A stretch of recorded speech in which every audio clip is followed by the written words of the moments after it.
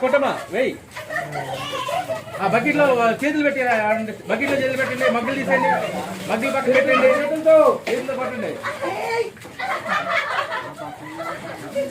feel అవుతారు పక్కన కొట్టండమ్మా కొట్టండి కొట్టండి కొట్టండి కొట్టండి కొట్టండి ప్రసాద్ ప్యానింగ్ కూడా చేసుకోవాలి ప్రసాద్ ప్రసాద్ ప్యానింగ్ చేసుకో కొట్టండి కొట్టండి కొట్టండి కొట్టండి కొట్టండి కొట్టండి అమ్మా కొట్టండి కొట్టండి ఒక మగ్గుతోటి పడేయమని కొట్టండి